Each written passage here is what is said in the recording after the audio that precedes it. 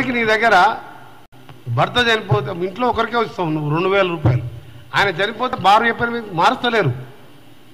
అట్లా 4,50,000 మంది ఉన్నారు ఇప్పటికి మారు అని పేర్లు. మన మునుగోడు బై ఎలక్షన్లో ఒకదాని మార్చిండు, ఆ మునుగోడు కాన్స్టిట్యున్సీ వరకు 2000 ఎక్కడ. ఇప్పుడు నువ్వు 2000 ఇస్తున్నావు, మీ 400 2004 అంటే 20 ఏళ్ళ కింద. ఆ రోజు మేము 32 లక్షల ఇళ్ళు తెలంగాణ ఏరియాలో పార్టీలకు అతీతంగా రచ్చబండ దగ్గర మళ్ళొక్కసారి ఎవరైనా ఇల్లు లేని వారంటే ఒక్క చెయ్యి కూడా లేవకూడదని చెప్పి పార్టీలకు అతీతంగా ఇల్లు కట్టించినాం 1,00,000 రూపాయలతోని. అంటే ఇవాళ 10 లక్షల రూపాయల వాల్యూ, అది 10 లక్షల రూపాయల వాల్యూ. సిమెంట్ స్టీల్ ధరలు లేబర్ ధరలు చూస్తే నువ్వు ఎన్ని ఇల్లు కట్టినావు చెప్పాలి ఒక మాట. ఇప్పుడు 3 లక్షలు ఇస్తా అని చెప్పి నీ కార్యకర్తలకు ఇస్తున్నావు, అది ఇంకా ఇయ్యలే, ఇస్తున్నా లిటర్లు ఇస్తున్నావు. 1,00,000 రూపాయలు అంటే ఇలా 10 లక్షల రూపాయలు కట్టి 32 లక్షల ఇల్లు కడితే నీ ముఖానికి 30,000 ఇల్లు కట్టలేదు నువ్వు. సిరిసిల్ల మన సిద్దిపేట గజ్వేల మొత్తం కలిసి 32,000 ఇల్లు కట్టుకున్నావు. రాష్ట్రం మొత్తం కలిసి కూడా 30,000 కట్టలే. ప్రాజెక్టుల విషయానికి వస్తే సాగర్కి ఆయన కాకతీయ కానాలు చెప్పిండు, మేము ఉన్నప్పుడే చేసిండు. దీన్ని వైడనింగ్ చేసినావు నువ్వు, లైనింగ్ చేసినావు. అప్పటికే లైనింగ్ ఉన్నది. అది నాగాన్ సార్ ప్రాజెక్టు గురించి మెన్షన్ చేయలే. డిండి ప్రాజెక్టు కానీ శ్రీశైలం కానీ ఇవన్నీ కట్టింది కూడా కాంగ్రెస్ ప్రభుత్వం. నువ్వు కట్టింది ఒక కాళేశ్వరం, రెండవది పాలమూరు. కాళేశ్వరంతో ఏంది రంగారెడ్డి వరకు నీళ్ళు వస్తున్నాయి, ఇప్పటికీ వికారాబాద్ వరకు నీళ్ళు వస్తున్నాయి, చేవెళ్ళ నుంచి టనల్ కూడా పూర్తయింది. నీ డబ్బా ఆశ కోసం కాళేశ్వరం ప్రాజెక్టు కట్టి కింది నీళ్లు పైకి లిఫ్ట్ చేసి మళ్ళీ కిందికి వదిలిపెడుతున్న వర్షంలో. ఇవాళ పాలమూరు ఒక్క మోటార్ కూడా రెడీ కాలే, ఏదో ఎలక్షన్లు వస్తున్నాయని చెప్పి నువ్వు ఇవాళ దాన్ని ప్రారంభిస్తున్నావు. ఏ ప్రాజెక్ట్ క్లియర్ చేసినావు? Srisailam left bank canal tunnel scheme నేను రాజశేఖర రెడ్డి గారితో కొట్లాడి శాంక్షన్ చేయించి 70% పూర్తి చేసిన. 75% కూడా పూర్తి చేయలేను, ఇంకా 10 ఏళ్ళు అయింది. అది మా శ్రీశైలంకి వెళ్ళి గ్రావిటీ ద్వారా 824 లెవెల్ ఉన్న డెడ్ స్టోరేజ్ ఉన్న నల్గొండ జిల్లా మొత్తం కూడా 360 రోజులు నీళ్ళు వస్తాయి. జగన్మోహన్ రెడ్డి ఇలా రాయలసీమ లిఫ్ట్ ఇరిగేషన్ సంగమేశ్వర కానీ ఈ పూర్తిరెడ్డి పాడిని 88,000 క్యూసెక్స్ పెంచే అవకాశం లేకుండే. ఆ సొరంగాన్ని పక్కన పెట్టినావా లేదా? నువ్వు ఒక 2,000 కోట్లు ఇస్తే అయిపోతున్నది. బ్రాహ్మణవేల ప్రాజెక్టు 90% చేస్తే 10% చేయలే. మన మోటార్ మిగిస్తే పోయి ట్రయల్ రన్ చేసిన నేను పోయి. ఏ కొత్త ప్రాజెక్ట్ చేసినో చెప్పాలి. అందుకే నేను చాలా మాట్లాడి దీన్ని ముఖ్యంగా తెలంగాణ విషయాన్నే నేను ఖండిస్తున్నా. నీ దగ్గర తెలంగాణ ద్రోహులు ఎంతమంది ఉన్నారు?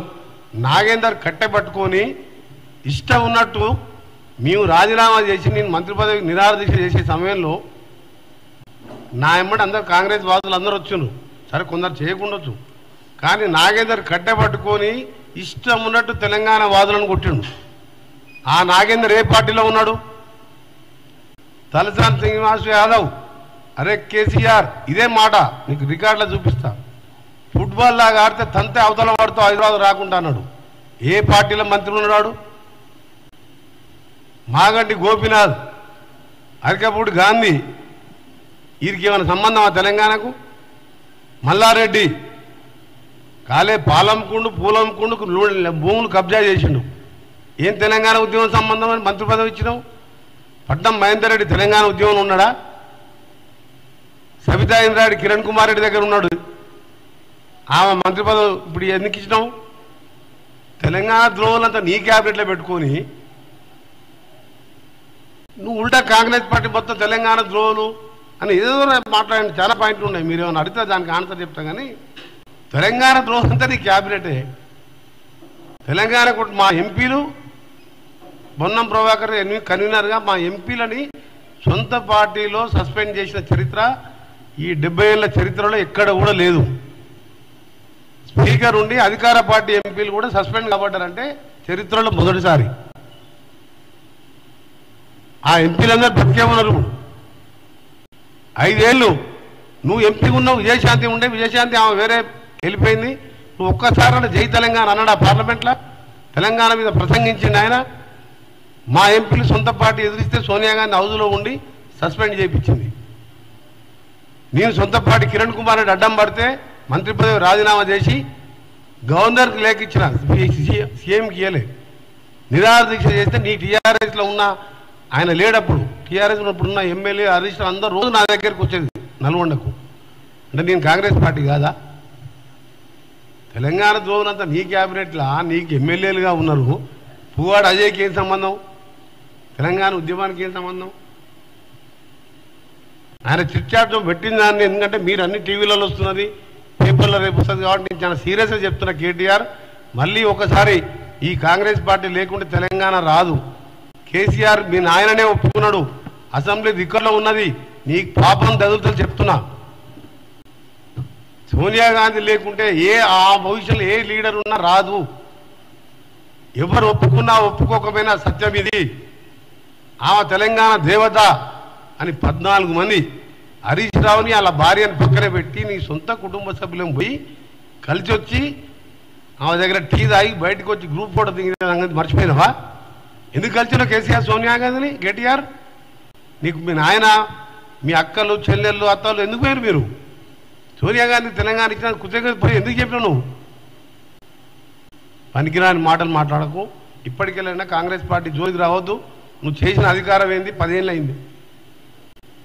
ఏ వెలుగు పెట్టినావు? ఒక ఇల్లు కట్టినావా? ఒక ఉద్యోగం ఇచ్చినావా? ఇంటర్మీడియట్ పేపర్ దిద్దేసేదా కాదు, అది నీ చుట్టానికి ఇచ్చుకుంటే వాడు మోసం చేసి 350 కోట్లు వేసుకపోయాడు. పబ్లిక్ సర్వీస్ కమిషన్ ఎగ్జామ్ పెట్టరాదు. ఆ స్కామ్ నడిచి అంత దోషులను బయట తీస్తే దాని SIT officer AR Srinivasan transfer చేపిస్తారు. ఇవన్నీ చరిత్ర కూడా రేపు పార్టీ అధికారంలోకి వచ్చిన తర్వాత బరాబర్ బయట పెడతాం.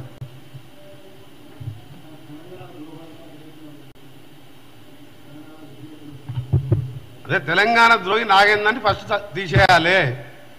తెలంగాణ అంటే ఫుట్బాల్ ఆడుతూ బక్కోడా అన్న తలసాని శ్రీనివాస్ డిస్మిస్ చేయాలి. మల్లారెడ్డి, మాగంటి గోపీనాథ్, పువ్వాడ అజయ్, అడకపూడి గాంధీ, సుధీర్ రెడ్డి, సబితా ఇంద్రారెడ్డి, ఇంకా చెప్పాలా పేర్లు ఆయన క్యాబినెట్లా? అదే వీళ్ళ సంగతి చెప్పు. వీళ్ళని ఫస్ట్ సస్పెండ్ చేయి. నేను దాని గురించి ఆన్సర్ ఇస్తున్నాను. తెలంగాణ దొంగలని తెలంగాణ అంటే కట్టెపట్టుకొని కొట్టిన నాగేందర్ అని నీ పార్టీలో ఎమ్మెల్యే చేసుకుని సిగ్గు లేదు?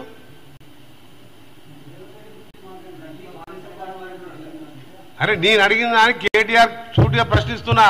తెలంగాణ ద్రోహుని నీ అయ్యని ఫుట్బాల్ ఆడుతా అంటే నీకు సిగ్గు లేకుండా మంత్రి పదవి ఇచ్చిన మొదటిసారి మంత్రి పదవి పార్టీ రాజీనామా చేయకుండా తెలుగుదేశం గెలిచినోడికి మంత్రి పదవి ఇచ్చినావు. ఒక పద్ధతి లేదు, పాడలేదు మాట్లాడటానికి.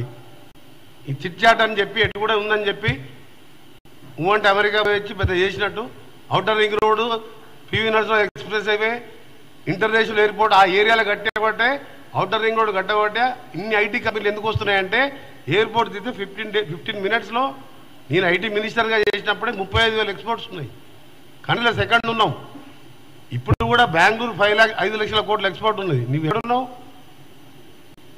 అక్కడ ఇంటర్నేషనల్ ఎయిర్పోర్టు, అక్కడ financial district, outer ring road మేము పెట్టబట్టి రాజశేఖర రెడ్డి గారు కాంగ్రెస్ ప్రభుత్వం ఉన్నప్పుడు ఆ ప్లానింగ్తోని రాజశేఖర రెడ్డి గారు 24 మంత్స్ డెడ్లైన్ పెట్టుకొని పూర్తి చేస్తే అదంతా కూడా అక్కడికి వచ్చి ప్రతి ఒక్కరికి ఏంటంటే ఈవెన్ బెంగళూరు పోవాల్సిన వాళ్ళు కూడా ఎయిర్పోర్ట్ ఇటు సైడ్ ఉంటే సిటీకి ఇటు సైడ్ ఉంటుంది, 3 అవర్స్ పడుతుంది వాళ్ళకు. సింగపూర్, దుబాయ్కి వెళ్ళి ఫ్లైట్లో ఎంత టైం పడుతుందో బెంగళూరు ఎయిర్పోర్ట్కి వెళ్ళి ఐటీ పార్క్, ఎలక్ట్రానిక్ సిటీ రావాలంటే 3 గంటలు పడుతుంది. వెదర్ కానీ హెచ్ఆర్ ఎంప్లాయ్మెంట్ కూడా చీప్గా తెలంగాణలో దొరుకుతుంది కాబట్టి అందరు తెలంగాణలో ఇండస్ట్రీస్ పెడుతున్నావు. అది కాంగ్రెస్ పార్టీ ఇన్ఫ్రాస్ట్రక్చర్ క్రియేట్ చేయబట్టి ఈరోజు ఈ ఐటీ కంపెనీ ఎక్స్పోర్ట్ అయినాయి. నువ్వు ఏం చేసినావు? ఒక మూసి క్లీన్ చేసినావా? 5 లక్షల కోట్లు అప్పు చేసి ఎస్టీపీ లేకుండా డ్రైనేజ్ వదిలిపెడితే 10 జిల్లాలు ఇవ్వాలా, నల్గొండ లాంటి జిల్లాలు నాశనం అయిపోతుంటే నీకేమైనా ఎడ్యుకేటెడ్ మ్యాన్వా? కేటీఆర్ చదువుకున్న వ్యక్తివా? అంత డ్రైనేజు వితౌట్ ట్రీట్మెంట్ నువ్వు వదిలిపెడితే నల్గొండ జిల్లాలో లంగ్స్ ఖరాబ్ అయ్యి ఎంతమంది ఏడుస్తుందంటే ఎంత ఘోరమైన పరిస్థితి, చెప్పలేని పరిస్థితి.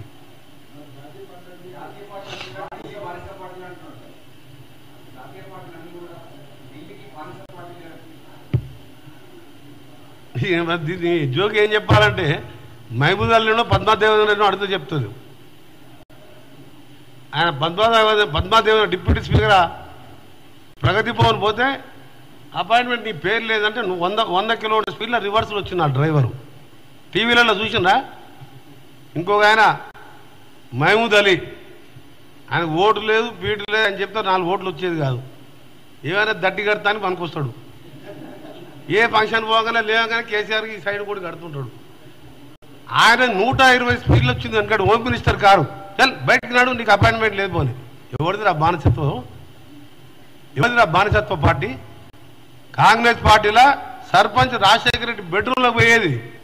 నేను ఎమ్మెల్యేగా అపాయింట్మెంట్ లేకుండా 100 సార్లు కలిసిన నేనే కాదు, ప్రతి ఎమ్మెల్యే, ప్రతి ఎంపీపీ, ప్రతి జడ్పీటీసీ ఈ అందరితో పాటు 5,000 మంది ప్రతిరోజు ఇదే ప్రగతి భవన్లో ప్రజా దర్బార్ నిర్వహించి ఆ ప్రజా దర్బార్ కిరణ్ కుమార్ రెడ్డి అనే ఓఎస్డీని పెట్టి ఆయనకి 10 మంది స్టాఫ్ పెట్టి అందరు ప్రాబ్లం 90% ప్రాబ్లం సాల్వ్ చేసినాం. అది ప్రజాస్వామ్యం. నీది బానిసత్వం. 100 సార్లు అపాయింట్మెంట్ పోయిన 5 ఏళ్ళు, ఇప్పుడు 5 ఏళ్ళు ఎంపీగా 100 సార్లు అపాయింట్మెంట్ అడిగిన నేను ఒక్కసారి లోపలికి వస్తా. నా కొన్ని రిప్రజెంటేషన్స్ ఉన్నాయి. పోయినసారి నా అసెంబ్లీ, ఎస్ఎల్బిసి టన్నలు, బ్రాహ్మణ వెళ్ళాలి, ఇప్పుడు భువనగిరి పార్లమెంట్ అని నా టర్మ్ కూడా ఇంకా 8 నెలలే అయిపోతుంది. 10 సంవత్సరాలకెళ్ళి అడుగుతుంటే అపాయింట్మెంట్ ఇవ్వవు. ఇట్లా ప్రైమ్ మినిస్టర్ కార్డు పంపిస్తే వస్తే 5,000 కోట్లు తీసుకొచ్చి ఇలా హైవేస్ వేసుకుంటున్నాను. నేను భద్రాచలం హైవే, ఎల్బీ నగర్ నుంచి ఆందోళన మైసమ్మది, నగర్గల్ టు సాగర్ హైవే కంప్లీట్ చేయించిన. నేను కాంగ్రెస్ పార్టీ కరడు కట్టిన ఎప్పుడు తిట్టాలని తెలుసు. బీజేపీని తిడతా, బీఆర్ఎస్ తిడతాం. అంటే ప్రజాప్రతినిధి అంటే గౌరవం ఇచ్చాడు. నేను బీజేపీ పార్టీని మెచ్చుకుంటలేను. కానీ నువ్వు అపాయింట్మెంట్ అయ్యేవు. నీ మంత్రులని పోలీసులు తన్నినంత పనిచేసి మమ్మదాలంటే డిప్యూటీ స్పీకర్ వెనక కొట్టినావు. ఇదే ఈటెల రాజేందర్ చెప్పిన 100 సార్లు. ఎన్నిసార్లు కళ్ళ ప్రగతి భవన్ పోయి ఏడ్చినాం మేము. ఏడ్చి వచ్చినా అని ఈటెల రాజేందర్ ఫైనాన్స్ మినిస్టర్గా ఏడ్చినా అని చెప్పిండు. వీటన్నిటికి సమాధానం చెప్పు కేసీఆర్. నీ దగ్గర పనిచేస్తున్న వాళ్ళు బానిసత్వం నీ పార్టీలో ఉన్న వాళ్ళు చెప్పిండు. నీ మంత్రులు నిలగొట్టినప్పుడు వీడియోలలో వచ్చినాయి. మంత్రి లోపలి కారు వస్తే ఏమైందా నీకు? మంత్రి అంటే ముఖ్యమంత్రితో సమానం. మేము ఎప్పుడు ముఖ్యమంత్రి మీ ఎమ్మెల్యే ఉన్నప్పుడు నేనే కాదు, 186 మంది కాంగ్రెస్ ఎమ్మెల్యేలు, రాజశేఖర రెడ్డి ఉన్నా ఏ ముఖ్యమంత్రులు ఇప్పుడు అపాయింట్మెంట్ తీసుకోలే. ఎవరిది నా బానిసత్వం?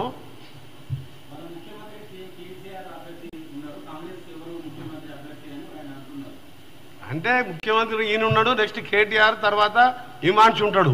కాంగ్రెస్ పార్టీలు ఎవరైనా కావచ్చు. ఒక్క ఎమ్మెల్యే లేడు, కిరణ్ కుమార్ రెడ్డి కూడా అయ్యిండు. ఇంట్లో ఎవరైనా అవుతారు కాంగ్రెస్ పార్టీ. ఏముంది, గెలిచిన ఎమ్మెల్యేలు వాళ్ళ అభిప్రాయం తీసుకొని మెజారిటీ ప్రకారం నిర్ణయిస్తుంది హైకమాండ్. అదొక ప్రజాస్వామ్యం. నువ్వు తర్వాత కేటీఆర్ సీఎం కావాలి, కేటీఆర్ సీఎం కానివాడు ఫలాభిషేకం చేస్తుంటాడు. వాడు హిమాంశురావు పోయి నా జన్మ ధన్యమైంది, గవర్నమెంట్ స్కూల్లో బాత్రూమ్ కట్టించాడు. వాళ్ళ తాతనే ముఖ్యమంత్రి 5 లక్షల కోట్లు అప్పు చేసి హిమాంశుని అన్నారే నువ్వు చందాలు అడిగి తీసుకొచ్చినావు, ముఖ్యమంత్రి మనోడు కాబట్టి చందాలు ఓడని ఇస్తాడు, నువ్వు మీ ఇంట్లోనే ఉంటాడు కదా, తాతను పట్టుకొని తాత 5 లక్షల కోట్లు అప్పు చేసినావు, గవర్నమెంట్ స్కూల్లో బాబు తెలంగాణ బాత్రూమ్ కట్టమని చెప్పొచ్చు కదా. నేను పోయినసారి అసెంబ్లీలో 5 సార్లు మాట్లాడిన ఇష్యూ. గవర్నమెంట్ స్కూల్లో బాత్రూమ్ లేవు, గర్ల్స్ ఇబ్బంది పడుతుండ్రు, బాయ్స్ ఇబ్బంది పడుతుండ్రు, మంచినీళ్ళు లేవు. ఎన్నిసార్లు మాట్లాడినా ఆ రికార్డులో ఉన్నాయి. ఇవాళ ఇప్పుడు హిమాంశు అంటుండు. మరి హిమాంశు అనగానే మారి గవర్నమెంట్ స్కూల్ ఏమైనా తెరిపిస్తారో చూడాలి.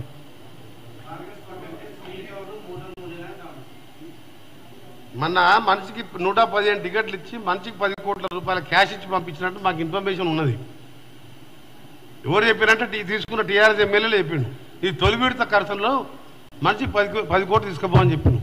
నీకెట్లా తెచ్చిందని మీరు అనొచ్చు, తీసుకున్న వాళ్ళు చెప్తారు కదా. అలా ఎమ్మెల్యేలు మా దాంట్లోకి పోయిన దొంగలు ఉన్నారు కదా కొందరు.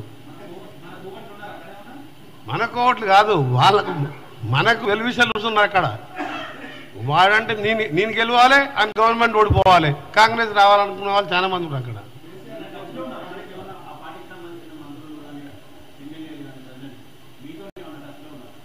మాతో అంత దొంగలే కదా. ఇప్పుడు మా దగ్గర పోయిందో మాకు ఏముండదు. కానీ జనరల్గా బయట తెలిసింది. ఆయన ఏమంటుండంటే అక్టోబర్లో జరగబోతే నీ పిచ్చి, మన రాత్రి ఒక నెల కింద అమిత్ షా 10:30 పోయి కలిసి ఏం మాట్లాడొచ్చాడు. నువ్వు జమిలీ మార్చిలో నోటిఫికేషన్ ఇచ్చుకో, ఫిబ్రవరిలో నోటిఫికేషన్ ఇచ్చుకో, మేము దానికి రెడీ, మా చెల్లెని అరెస్ట్ చేయకని మాట్లాడుకొని వచ్చినావు. మాకు ఢిల్లీలో జరిగేది గంట మాత్రం తెలియదు. ఎంపీకి ఉన్నాం. ఇప్పుడు చెప్తున్నా ఆయన అక్టోబర్లో రాకుండా వచ్చి ఫిబ్రవరిలో వస్తుందని. మాకు తెలిసి ఫిబ్రవరిలో వస్తుందని చెప్పి